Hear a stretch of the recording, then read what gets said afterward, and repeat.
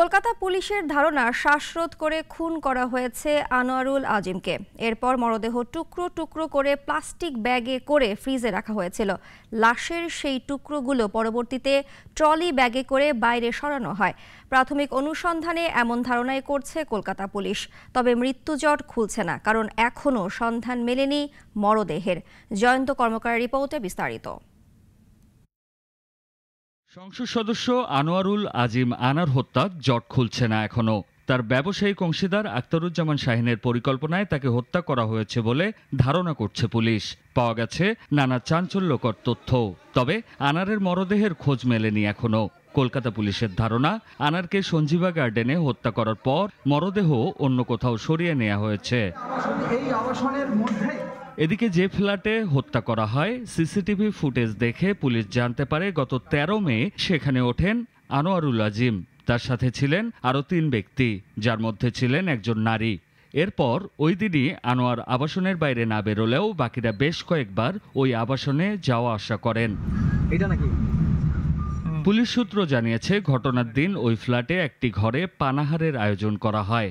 আনোয়ারুল হক এক পর্যায়ে বেহুশ হয়ে গেলে তাকে খুন করা হয়। প্রথমে তার পোশাক দিয়ে শ্বাসরোধ করা হয়। এরপর মৃত্যু নিশ্চিত করতে মাথায় ভারী বস্তু দিয়ে আঘাত করা হয়।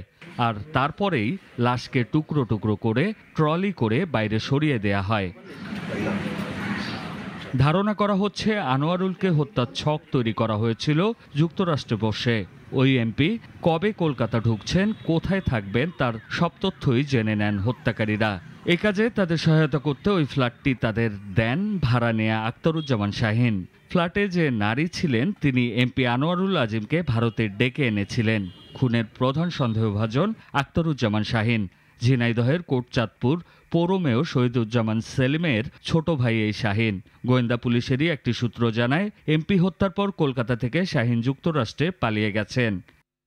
বুধবার বিধাননগর পুলিশ কমিশনারেটের deputy police commissioner Manav Shringla সাংবাদিকদের জানান, আনোয়ারুল আজিম শেষ যে ভাড়া গাড়িটি কলকাতায় ব্যবহার করেছিলেন, সেই ক্যাবটির চালক জেরার মুখে স্বীকার করেছে ওই যাত্রীকে খুন করে তার দেহ টুকরো টুকরো করে ছড়িয়ে দেয়া হয়েছিল। এই হত্যাকাণ্ডের ঘটনা গুরুত্ব দিয়েই কাজ করছে দুই দেশের আইনশৃঙ্খলা বাহিনী। জয়ন্ত কর্মকার, নাগরিক, ঢাকা।